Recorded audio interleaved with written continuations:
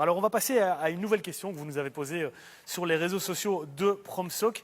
Alors est-ce que la PromSoc est plus facile? Ça c'est souvent aussi une sorte d'idée reçue qui revient régulièrement. Est-ce que le fait de faire ce genre de cursus est plus simple que de passer par les différentes étapes, notamment de l'université par exemple? Je vais donner la parole à Amélie qui est là je crois. Oui voilà, Amélie qui est avec nous. Amélie, vous avez à 21 ans, vous avez décidé de vous lancer en PromSoc, en comptabilité. Et puis vous avez été lancé dans un master en fiscalité. 21 ans, les années précédentes c'était un peu compliqué, vous n'avez pas réussi à trouver la voie, vous n'aviez pas spécialement envie de vous lancer dans les études. Et puis tout d'un coup, voilà, cette formation-là, c'est la révélation. C'était vraiment ça. Et avec l'aide de mes professeurs, j'y suis arrivée. J'ai voulu continuer pour approfondir ce que j'avais appris. Et tout de suite après, je me suis lancée comme indépendante. J'ai créé ma société. Je suis maintenant expert comptable agréé. Je suis membre du comité d'administration d'une ASBL dans la défense de la profession. Et on peut y arriver. C'est compliqué, ça demande beaucoup de sacrifices, mais ce qu'on gagne par après, ça n'a pas de valeur. C'est énorme. Vous parlez de sacrifices, lesquels vous avez dû faire par exemple? Devoir travailler la journée, aller au cours le soir, devoir sacrifier les week-ends pour pouvoir étudier. La vie de famille, c'est pas compliqué. La vie sociale, bon, oui, maintenant, la vie sociale, on n'en a plus beaucoup. C'est pas pareil. Mais il y a quasiment 20 ans, la vie sociale, c'était important. Quand on est jeune, on a envie de voir ses amis. Mais on devait choisir. C'était étudier et les cours ou c'était raté. Quand on dit que la PromSoc est un univers qui est plus simple que le parcours classique, entre guillemets, hein, celui qu'on connaît tous, l'UNIF ou les écoles supérieures, vous répondez quoi à ça? Non, vraiment pas. Il faut vraiment s'accrocher pour y arriver et c'est vraiment, pour moi, plus compliqué. Et je pense qu'on a vraiment gagné beaucoup quand on y arrive. C'est une vraie école de vie, en fait, aussi, au-delà de la formation très précise que vous suivez, quoi. Oui. Merci beaucoup, en tout cas, Amélie, pour ce témoignage. Il y a Fabrice aussi qui est dans la salle. Là, voilà, Fabrice, bonsoir. Hein. Fabrice, vous avez un parcours très singulier. Hein. Vous êtes dans l'univers bancaire pendant des années et des années.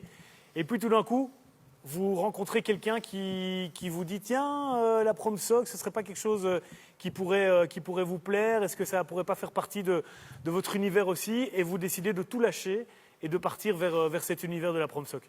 Alors je précise, ce quelqu'un est à côté de moi et je l'avais rencontré bien avant, hein, puisque nous avions fait nos études ensemble. Mais elle s'était destinée comme enseignante dès le départ, après l'université. Et moi j'étais parti dans le secteur bancaire, où je m'épanouissais parfaitement. Et puis j'ai eu l'opportunité de remplacer un enseignant qui était malade pour un module, hein, ce qu'on appelle une unité d'enseignement. Et je vous avoue que je suis tombé sous le charme de cet enseignement, de l'ambiance qui y régnait, de la motivation des étudiants que j'avais en face de moi, qui en voulaient réellement. Et donc, évidemment, je n'ai pas quitté le monde bancaire si vite que ça, parce que c'était quand même une sacrée décision à prendre. J'ai réfléchi quelques années, et puis il y a eu des opportunités. Je dois remercier les directeurs de l'époque, des arts et métiers de la Louvière, le directeur régional également, M. Dumortier, parce qu'il fallait lâcher aussi une carrière toute tracé pour aller dans un enseignement où forcément je n'allais pas être certain d'obtenir un horaire complet. Mais j'ai franchi le pas et je ne le regrette pas puisque depuis plus de 20 ans, j'enseigne en promotion sociale. J'ai eu la chance aussi d'être coordinateur qualité pendant de nombreuses années et maintenant je suis directeur, en tout cas je suis dans l'équipe de direction de l'Institut provincial supérieur Henri Lafontaine à Mons où nous avons une vingtaine de cursus et donc je retrouve au quotidien les profils que l'on nous a présentés ce soir. C'est formidable, c'est enthousiasmant.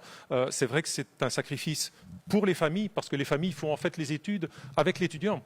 D'ailleurs, au moment des TFE, souvent, les familles sont présentes, le mari, les enfants, les parents, parce qu'en quelque sorte, ils ont dû aussi accompagner ce sacrifice. On a parlé beaucoup de flexibilité, je crois que c'est très important. Hein. Le système modulaire permet aux étudiants d'étaler leur formation en tenant compte, évidemment, de leur emploi du temps, de leur vie de famille. Et c'est un enseignement aussi qui est tourné vers l'avenir.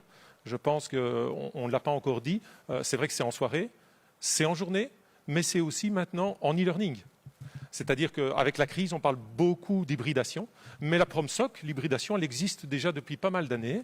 Et dans notre institution, d'ailleurs, nous avons un bachelier en management des transports et de la logistique, qui est un domaine très important en Wallonie, et qui remporte un énorme succès, puisque là, les étudiants suivent les cours à leur rythme. Ce sont principalement des travailleurs dans le domaine, ou en tout cas qui souhaitent basculer dans ce domaine, et qui suivent, qui vont en présentiel 3, 4 fois, 5 fois, et qui suivent les activités de chez eux. Évidemment, ce sont des activités qui sont scénarisées. Ce n'est pas simplement le professeur qui se met devant une caméra et qui donne son cours. Ce sont des activités qui sont réfléchies en amont, qui sont préparées, scénarisées, et donc qui permettent à l'étudiant d'apprendre de lui-même à son rythme. Et ça, c'est évidemment très important. Je pense que c'est en tout cas une des voies dans lesquelles la promotion sociale devra s'engager dans les prochaines années. Alors Fabrice, vous un ancien banquier à temps plein qui passe carrément la barrière et qui devient professeur de PromSoc, je ne vais pas vous demander si on vous a pris pour un fou parce que j'ai la réponse. Oui, c'est le cas. En revanche, combien de temps on vous a pris pour un fou? Écoutez, encore maintenant, la plupart de mes amis me posent souvent la question, est-ce que tu ne regrettes pas ta carrière dans le monde bancaire? Et je leur dis, écoutez, le métier me plaisait, mais ce métier m'a permis aussi d'apporter beaucoup à mes étudiants. Parce que pendant des années, j'ai enseigné des cours qui tournaient autour de mon ancien métier. Et donc forcément, comme on l'a dit tout à l'heure, quand vous avez une expérience professionnelle, c'est un avantage extraordinaire pour vos étudiants parce que vous pouvez leur apporter des anecdotes, des cas précis, des cas pratiques. Et ça, évidemment, c'est aussi la force de notre enseignement de promotion sociale puisque la plupart de nos équipes éducatives sont mixtes.